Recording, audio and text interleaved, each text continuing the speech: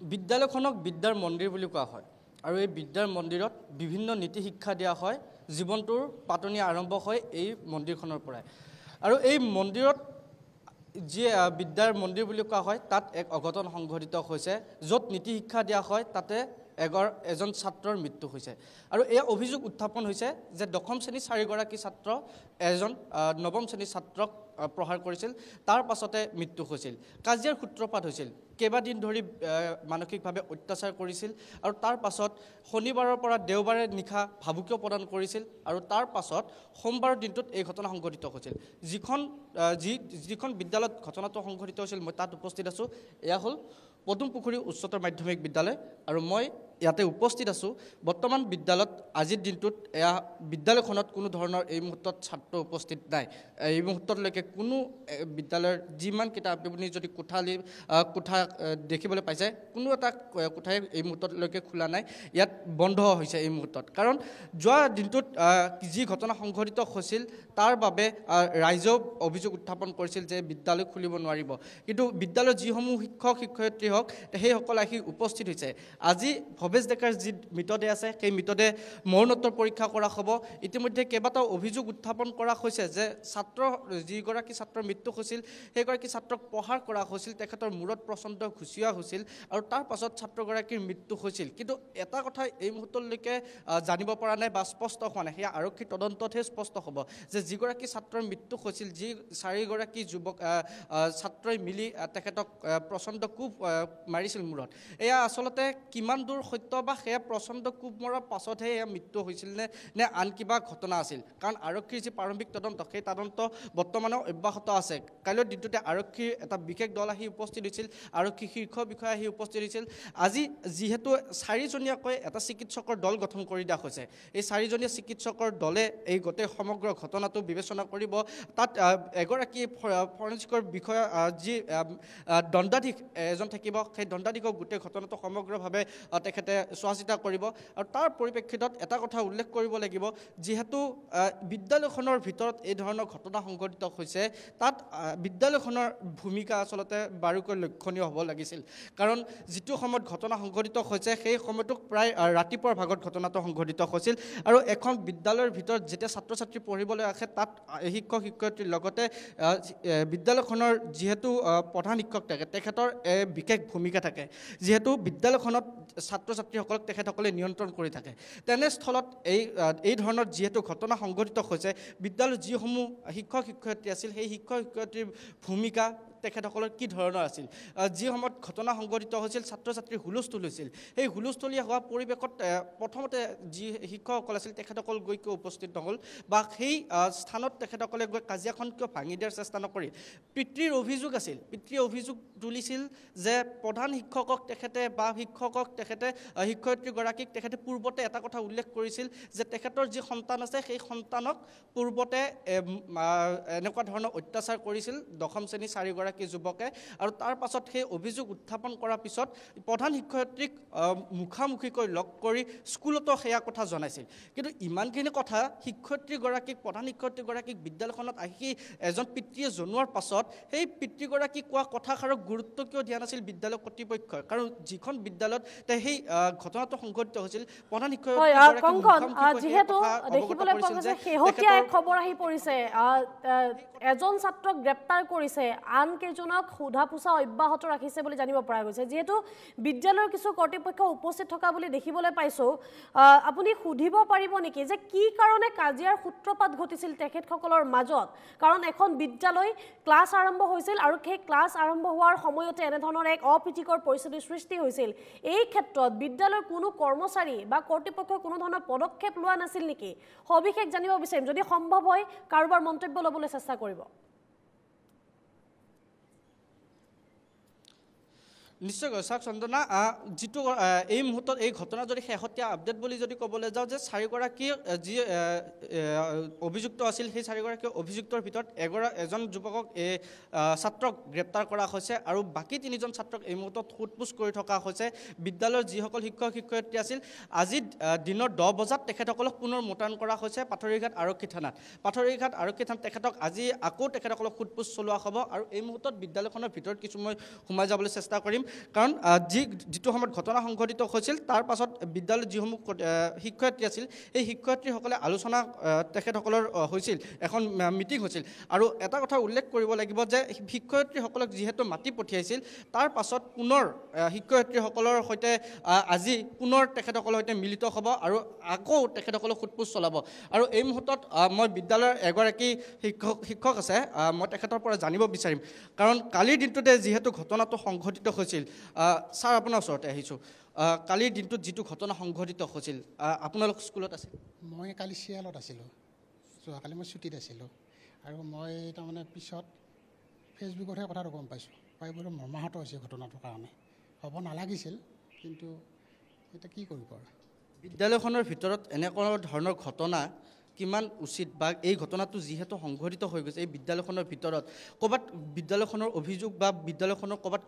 কম হৈ গৈছে নেকি যে গুৰুত্ব দিয়াৰ ক্ষেত্ৰত ছাত্ৰ ছাত্ৰী? তেনেকুৱাতো নাই, আমাৰ বিদ্যালয় ধুনীয়াকৈ চলিয়ে থাকে,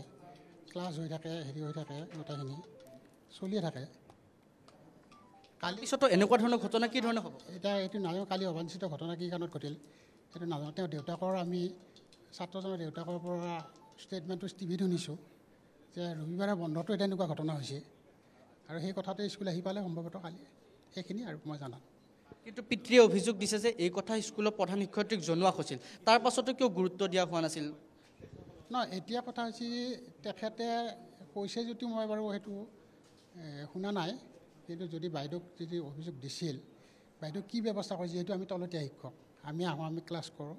আমি যিখিনি কৰোঁ আমি সেইখিনি কৰোঁ, ছুটীত যাওঁ, সোনকালে আহোঁ, সেইখিনিয়ে। সেই বিষয়টো মই নাজানিম এতিয়া, সেইটো বাইদেৱে জানিব, আহি আছে তেখেতে, সুধিলে গম পাব। কিন্তু যদি জনোৱা হৈছিল তেতিয়াহ'লে ব্যৱস্থা লোৱাটো নিশ্চয়কৈ দৰকাৰ আছে, উচিত। সেইটো প্ৰশাসন, বিদ্যালয়ৰ প্ৰশাসন সদায় ঠিক থকাটো সকলোৱে কামনা কৰে, আমিও কামনা আৰু ময়ো কামনা কৰোঁ। যদি ব্যৱস্থাটো ল'লে হয় তেতিয়াহ'লে এনেকুৱা ধৰণৰ ঘটনা নহ'ল হয়, নিশ্চয় সেইটো কথা মানিব লাগিব। নিশ্চয়, যদি তেনেকুৱা উমান পোৱা গ'ল হয় তেতিয়া ব্যৱস্থা ল'লে এইটো হয়তো নহ'লহেঁতেন। সেইটোৱে এটা অবাঞ্ছিত ঘটনা, এটা দুখ পাইছোঁ, সেইটোৱে কথা। নিশ্চয়কৈ চাওক, যিগৰাকী আচলতে শিক্ষক আছিল তেখেতে কাইলৈৰ দিনটোত অনুপস্থিত আছিল, কিন্তু এই মুহূৰ্তত তেখেতৰ এটা কথা উল্লেখ কৰিছে যে এই ঘটনাটো আচলতে হ'ব নালাগিছিল বা সেনেকুৱা ধৰণৰ ঘটনা হোৱাৰ প্ৰয়োজন নাছিল, কিন্তু কি ধৰণে আচলতে সংঘটিত হ'ল সেয়া তেখেতেও নাজানে। মই বাইদেউ আপোনাৰ ওচৰলৈ আহিছোঁ। কালিৰ দিনটোত স্কুলত আছিল আপুনি? হয়, আছিলোঁ। যিটো সময়ত ঘটনাটো সংঘটিত হৈছিল, যি ধৰণৰ ঘটনা হ'ল স্কুলখনৰ ভিতৰত শিক্ষক শিক্ষয়িত্ৰীসকল উপস্থিত থকাৰ ভিতৰত হুলস্থুল পৰিৱেশ হৈছিল, তাৰপিছত ওচৰত গৈ সেই বিষয়টো চালি জাৰি চোৱা বা কাজিয়াখন ভাঙি দিয়াৰ চেষ্টা কৰা হোৱা নাছিল নেকি? মই সেইটো একো নাজানো, তাৰমানে মই 4ৰ্থ শ্ৰেণীৰ কৰ্মচাৰী, মই আহি এটেণ্ডেঞ্চ দিছোঁ, এটেণ্ডেঞ্চ দি অফিচ সাৰিছোঁ, অফিচ সাৰি চাফ চিকুণ কাপ প্লেট য'ত যি আছে সেইবিলাক মই চাফা কৰি আছোঁ। তেতিয়া চাফা কৰি থাকোঁতে 8টা দেখিছিল নে? নাই, মই দেখা নাই, মই বাচন ধুই আছোঁ। তাৰপিছত মোক কৈছে, অ' বাইদেউ, 7টামান ল'ৰাই কৈছে, অ' বাইদেউ পানী খাব গৈছে ফিল্টাৰত, বাইদেউ হেৰি ভৱেশ একা পৰি গ'ল, কিবা বেমাৰ হৈছে, অফিচত আনিছে। তেতিয়া মই চাবোনৰ হাতে দিয়া দৌৰি আহি দেখিছোঁ যে আমাৰ সেইকেইটাই গোটেইকেইটাই মালিচ কৰি আছে, ছাত্ৰ ছাত্ৰীয়ে মালিচ কৰি আছে। মই সিমানেই নাজানো, মই গণ্ডগোলটো মই নাজানো। মানে ভৱেশৰ যেতিয়া পৰি গৈছিল তাৰপিছত ভৱেশক স্কুলৰ ভিতৰতে তেখেতক পানী ঢালি দিয়া হৈছিল? পানী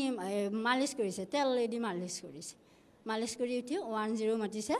আমাৰ জলিল আৰু বেদান্তই 10 মাতিছে। জলিল হ'ল শিক্ষক, বেদান্ত হ'ল কেৰাণী। এতিয়া কোনো ছাত্ৰ ছাত্ৰী বিদ্যালয়লৈ অহা নাই? আজি স্কুল মানে পৰীক্ষা আছিল, পৰীক্ষাটো বন্ধ কৰিছে, 1 তাৰিখলৈ দিছে আহিছে। এতিয়া আপোনালোকৰ ইয়াতে অন্য শিক্ষক কোনোবা আহিছে নে নাই? আহিছে। আমি এতিয়ালৈ এজনো দেখা নাই শিক্ষক। আছে, সেই 2জন আছে শিক্ষক, আছে। প্ৰধান শিক্ষয়িত্ৰী নিশ্চয়কৈ এটা কথা উল্লেখ কৰিব লাগিব, চাওক যিটো ঘটনা সংঘটিত হৈছিল আজি দিনৰ ভাগত এটা কথা উল্লেখ কৰিব লাগিব যে এই মুহূৰ্তলৈকে কেইবাগৰাকীহে মাত্ৰ শিক্ষক শিক্ষয়িত্ৰী উপস্থিত হৈছে বিদ্যালয়খনত, কিন্তু অন্য দিনত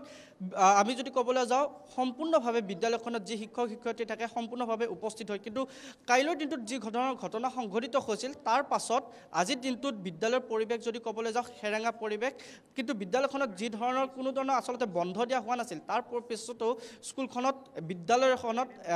এই মুহূৰ্তত শিক্ষক শিক্ষয়িত্ৰী আচলতে আমি দেখিবলৈ ইমান পোৱা নাই যদিও পাইছোঁ এগৰাকী শিক্ষকক দেখিবলৈ পাইছোঁ কিন্তু আজি দিনটোৰ ভাগতে আজি দিনৰ 10 বজাত পুনৰ মোতায়েন কৰা হৈছে বিদ্যালয়ৰ যিসকল শিক্ষক আৰু শিক্ষয়িত্ৰী আছে লগতে প্ৰধান শিক্ষয়িত্ৰীগৰাকীক সেই প্ৰধান শিক্ষয়িত্ৰীগৰাকীক পুনৰ মোতায়েন কৰা হৈছে পাথৰিঘাট আৰক্ষী থানালৈ তাত আজি পুনৰ তদন্ত চলোৱা হ'ব আৰু সেই তদন্তত আৰু এই ধৰণৰ আচলতে কি ধৰণৰ তেখেতসকলৰ ব্যৱস্থা লোৱা হোৱা নাছিল বা সেই ঘটনাটো পিতৃয়ে অভিযোগ দিয়াৰ পিছত কিয় প্ৰধান শিক্ষয়িত্ৰীগৰাকীয়ে গুৰুত্ব দিয়া নাছিল সেই সমগ্ৰ কথা আজি বিবেচনা কৰা হ'ব আলোচনা কৰা হ'ব তদন্ত চলোৱা হ'ব 4গৰাকীকৈ চিকিৎসকৰ সৈতে এটা দল গঠন কৰি দিয়া হৈছে তাত ফৰেনচিকৰ দলো আছে আৰু লগতে এগৰাকী দণ্ডাধীশও উপস্থিত থাকিব আৰু এই গোটেই কমিটি তদন্ত যিহেতু হ'ব তাৰ পাছতহে গোটেই সমগ্ৰ ঘটনাটো ওলাই পৰিব যে প্ৰকৃততে সেই ঘটনাটো কিহৰ কাৰণে কাজিয়া সূত্ৰপাত হৈছিল বা সেই ভৱেশ ডেকা কিহৰ কাৰণে পূৰ্বৰ পৰাই তেখেতক কিহৰ কাৰণে ভাবুকি প্ৰদান কৰি আহিছিল যি 4গৰাকী ছাত্ৰক আৰক্ষীয়ে বৰ্তমান আটক কৰি ৰাখিছে তাৰে এগৰাকীক গ্ৰেপ্তাৰ কৰা হৈছে আৰক্ষীৰ তদন্তত পোহৰলৈ আহিব যে ভৱেশ ডেকাৰ মৃত্যুৰ কাৰণ কি কাৰণ আৰক্ষীয়ে এই বিষয়টো ক্ষিপ্ৰভাৱে তদন্ত কৰিছে ভৱেশ ডেকাৰ মৃত্যু স্কুলখনৰ ভিতৰত কিয় হৈছিল কিমান দিন আগৰ পৰা এয়া কাজিয়া সূত্ৰপাত হৈছিল এই কাজিয়া কিহক লৈ হৈছিল বা এই কাজিয়াখনত ভৱেশ ডেকা কিহৰ কাৰণে প্ৰহাৰ কৰিবলৈ বাধ্য হৈছিল এই ছাত্ৰকেইগৰাকীয়ে লগতে ভৱেশ ডেকাক প্ৰহাৰ কৰা যি মূল অভিযুক্ত ইতিমধ্যে গ্ৰেপ্তাৰ হৈছে তেখেতক সহযোগ কৰা 3 ছাত্ৰই কিহৰ কাৰণে সহযোগ কৰিছিল বা সেই 3গৰাকী ছাত্ৰই যিহেতু সমগ্ৰ ঘটনাটো গম পাইছিল বা সেই তাৰ গম পোৱাৰ পাছত তেখেতসকলে বাধা দিব কিয় চেষ্টা কৰা নাছিল এই বিষয়খিনি আৰক্ষীয়ে পৰ্যালোচনা কৰিব বা পৰিৱেশটো সমগ্ৰভাৱে তেখেতসকলে তদন্ত কৰিব আৰু তাৰ পাছত আজি যিহেতু ভৱেশ ডেকাৰ মৰণোত্তৰ পৰীক্ষা সম্পন্ন কৰা হ'ব আৰু মৰণোত্তৰ পৰীক্ষাৰ যিখন আচলতে প্ৰতিবেদন সেই প্ৰতিবেদনত স্পষ্টভাৱে উল্লেখ থাকিব যে তেখেতৰ দেহত ক'ত সেই আঘাত পোৱা গৈছিল কাৰণ ইতিমধ্যে যিহেতু চিকিৎসকৰ এক কথা অনুসৰি যে তেখেতৰ দেহত কোনো আঘাতৰ চিন পোৱা নাই বুলি উল্লেখ কৰিছে কেৱল দেহত কোনো ধৰণৰ আঘাতৰ চিন পোৱা নাই কেৱল তেখেতৰ যি সেয়া মৃত্যু হৈছে সেই মৃত্যু এই মুহূৰ্তলৈকে জানিব পৰা হোৱা নাই তাৰ আপুনি লাইনত থাকিব আমি আকৌ যাম পৰৱৰ্তী সময়ত যেহেতু বিষয়টো খুব গম্ভীৰ হৈ পৰা পৰিলক্ষিত হৈছে কি কাৰণে সেই ছাত্ৰকেইজনে প্ৰহাৰ কৰিল সেয়া এতিয়াও জানিব পৰা হোৱা নাই আৰক্ষীয়ে সোধা পোছা অব্যাহত ৰাখিছে যদি সংবাদ মাধ্যমৰ সন্মুখত কিন্তু এতিয়া আৰক্ষীয়ে মুখ নুখোলা দেখিবলৈ পোৱা গৈছে ইতিমধ্যে এজন ছাত্ৰক গ্ৰেপ্তাৰ কৰিছে কংকন আপুনি থাকিব আমি পৰৱৰ্তী সময়ত আকৌ আপোনাৰ ওচৰলৈ যাম সবিশেষ জানিবলৈ চেষ্টা কৰিম এতিয়া আমি কল্পজিৎ শইকীয়াৰ ওচৰলৈ যাব বিচাৰিছোঁ কল্প যেহেতু GMCHত উপস্থিত আছে আপুনি কেনেধৰণৰ পৰিৱেশ কি ধৰণৰ তথ্য লাভ কৰিছে যেহেতু আজি আৰু হয়তো আৰু কিছু সময়ৰ পাছতে মৰণোত্তৰ পৰীক্ষা সম্পন্ন কৰা হ'ব আৰু ফৰেনচিকৰ দলৰ উপস্থিতিতহে সেই মৰণোত্তৰ পৰীক্ষাটো সম্পন্ন কৰা হ'ব বুলি জানিব পৰা গৈছে ফৰেনচিকৰ দল কেই বজাত আহি পাব বুলি জানিব পাৰিছে বা কোনো ধৰণৰ তথ্য লাভ কৰিছে নেকি মৃতদেহটো লৈ অনা হৈছে নে নাই GMCHলৈ এই পৰ্যন্ত জানিব বিচাৰিম নিশ্চিতভাৱে চন্দনা চাওক ইতিমধ্যে আমাৰ সাংবাদিক কংকন ডেকা ইতিমধ্যে চিপাঝাৰৰ পৰা সেই ঘটনাস্থলীৰ পৰা ইতিমধ্যে সেই বিৱৰণ NKTV দৰ্শকসকলক অৱগত কৰিছে কালিৰ দিনটোত যদি চাই তেনেহ'লে এটা যিটো ঘটনা সংঘটিত হ'ল এগৰাকী ছাত্ৰই মৃত্যুক আঁকোৱালি ল'বলগীয়া হ'ল এগৰাকী ছাত্ৰ নৱম শ্ৰেণীৰ আৰু যি দশম শ্ৰেণীৰ ছাত্ৰৰ উদ্ভণ্ডালিৰ বাবেই তেওঁ মৃত্যুক আঁকোৱালি ল'বলগীয়া হ'ল সেই কথা ইতিমধ্যে গম পাইছে আৰু আপুনি যিটো কথা কৈছে যে GMCHত কেতিয়া তেখেতক মৰণোত্তৰ পৰীক্ষা কৰা হ'ব GMCHলৈ এই মুহূৰ্তত চিপাঝাৰৰ পৰা তেখেতৰ বাসগৃহৰ পৰা লৈ অনা বুলি জানিব পৰা গৈছে হয়তো আৰু এঘণ্টাৰ ভিতৰত হয়তো GMCH পাবহি 10 বজাৰ লগে লগেই GMCHৰ যি মৰ্গ অৰ্থাৎ মৰণোত্তৰ পৰীক্ষা সেই মৰণোত্তৰ পৰীক্ষাৰ যি তেওঁলোকৰ বিভাগীয় যিসকল বিষয়ববীয়া তেওঁলোক আহি উপস্থিত হ'বহি আৰু তাৰ পাছতে তেওঁলোকে গোটেই বিষয়টো কেনেধৰণে গোটেই ঘটনাটো সংঘটিত হৈছিল তাৰ পিছত তেওঁলোকে ফৰেনচিকৰ উপস্থিতিত তেওঁলোকে গোটেই বিষয়টো চোৱা চিতা কৰিব প্ৰথম কথা আৰু এটা কথা যদি মই চন্দনা কওঁ যে কালিৰ দিনটো যিটো ঘটনা সংঘটিত হ'ল ইতিমধ্যে অসমৰ সংবাদ মাধ্যমত এইসমূহ বাতৰি কালিৰ দিনটোৰ পৰাই ধাৰাবাহিকভাৱে বাতৰি সম্প্ৰচাৰিত হৈছে বা যিসকল ছাত্ৰ ছাত্ৰীয়ে কালিৰ দিনটোত শিহৰণকাৰী বৰ্ণনা দিছে আজি তাৰিখতো কালিৰ যি গুৱাহাটী মহানগৰীৰ লগতে অসমৰ বিভিন্ন প্ৰান্তত বিদ্যালয়সমূহ আজি প্ৰায় এটা দিন পূৰ্বে 7:30 পাৰ হৈ যোৱাৰ লগে লগেই বিদ্যালয়সমূহ খোলাৰ এটা নিৰ্দেশ দিছিল শিক্ষা বিভাগে আৰু সেই পৰিপ্ৰেক্ষিতত সেই বিদ্যালয়খনেও সেই নিৰ্দেশ মানি লৈছিল আৰু এখন বিদ্যালয়ত শিক্ষক আছে বিদ্যালয়ৰ চতুৰ্থ বৰ্গৰ কৰ্মচাৰী আছে বিভিন্ন তাত অকল দশম আৰু নৱম শ্ৰেণীৰ ছাত্ৰ ছাত্ৰী নহয় বা আন ছাত্ৰ ছাত্ৰী সকলো আছে কেনেকৈ এজন যুৱকক আক্ৰমণ কৰি মৃত্যুক পৰ্যন্ত তেওঁলোকে দিব পাৰে সেয়া কিন্তু বৰ আটাইতকৈ ডাঙৰ কথা আৰু বৰ্তমান সময়ত নৱপ্ৰজন্মৰ যে মানসিকতা বৰ বেয়া দিশলৈ গতি কৰিছে সেয়া কিন্তু এই মুহূৰ্তত স্পষ্ট হৈ পৰিছে আপুনি যদি চাই তেনেহ'লে মঙ্গলদৈ যি চিকিৎসা মহাবিদ্যালয় চিকিৎসালয় সেই চিকিৎসালয়ৰ পৰা কিছু সময় পাছতে GMCHৰ মৰ্গত তেখেতৰ যি মৃতদেহ সেই মৃতদেহ কিছু সময় পাছতে পাবহি তাৰ পাছতেই গোটেই আৰক্ষীৰ উপস্থিত থাকিব তাৰ পাছত GMCHৰ অধীক্ষকগৰাকী হয়তো উপস্থিত থকাৰ সম্ভাৱনা আছে আৰু ইতিমধ্যে আমি সেই কথা কৈছোঁ কালিৰ দিনটোতো সেই কথা কৈছোঁ যে ভৱেশৰ যি দেহত কোনো ধৰণৰ আঘাতৰ চিন নাই কেইটামান আচুৰৰ চিন সেই আচুৰৰ চিনকেইটা কিহৰ সকলো তেওঁলোকে তদন্ত কৰিব কাৰণ তেওঁ ক'ত আঘাত পাইছে সেই কথা কিন্তু এই মুহূৰ্তলৈকে চিকিৎসা বিভাগৰ ফালৰ পৰা স্পষ্টভাৱে কোৱা নাই কিন্তু এগৰাকী নৱম শ্ৰেণীৰ ছাত্ৰক কেনেধৰণে আক্ৰমণ কৰি মৃত্যু পৰ্যন্ত পোৱালেগৈ সেয়া কিন্তু আটাইতকৈ ডাঙৰ কথা বৰ্তমান সময়ত 4জনকৈ ছাত্ৰক বৰ্তমান সময়ত চিপাঝাৰ সদৰ আৰক্ষী থানাত তেওঁলোকক সোধা পোছা অব্যাহত ৰাখিছে ইতিমধ্যে আপুনি কৈছে এজন ছাত্ৰক গ্ৰেপ্তাৰ কৰিবলৈ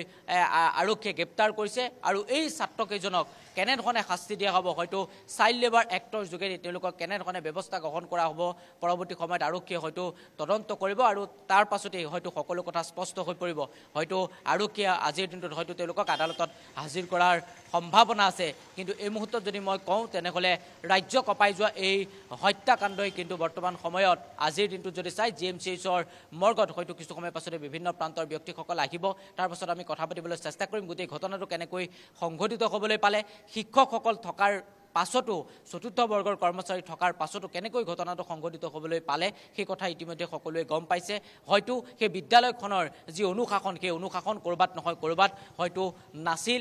যিগৰাকী অধ্যক্ষা সেই অধ্যক্ষাগৰাকীৰ হয়তো যি নিজৰ দায়িত্ব সেই দায়িত্ব যেনেধৰণে পালন কৰিব লাগে তেনেধৰণে হয়তো পালন কৰিব পৰা নাছিল যাৰ পৰিপ্ৰেক্ষিতত এগৰাকী পিতৃ মাতৃৰ বুকু খুদা কৰা এটা এজন সন্তানে কালিৰ জ্ঞাপন কৰিছো এই মুহূৰ্তত যেহেতু আৰু কিছু সময়ৰ পাছতে মৰণোত্তৰ পৰীক্ষাৰ বাবে মৃতদেহটো লৈ অনা হ'ব বৰ্তমান মঙ্গলদৈ চিকিৎসালয়ৰ পৰা GMCHলৈ লৈ অনা হৈছে বুলি জানিব পৰা গৈছে আৰু কিছু সময় তাৰ পাছতে ফৰেনচিকৰ দলটো উপস্থিত হ'ব মৰণোত্তৰ পৰীক্ষা সম্পন্ন কৰা হ'ব তাৰ পাছতে বহু তথ্য পোহৰলৈ অহাৰ সম্ভাৱনা আছে কি কাৰণে প্ৰহাৰ কৰিলে কেনেকৈ মৃত্যু হ'ল সেই ছাত্ৰজনৰ বহু কথা বা বহু তথ্য পোহৰলৈ আহিব সমান্তৰালভাৱে আমি ভৱেশ ডেকাৰ বাসগৃহৰ পৰাও পোনপটীয়া সম্প্ৰচাৰ দেখুৱাবলৈ চেষ্টা কৰিম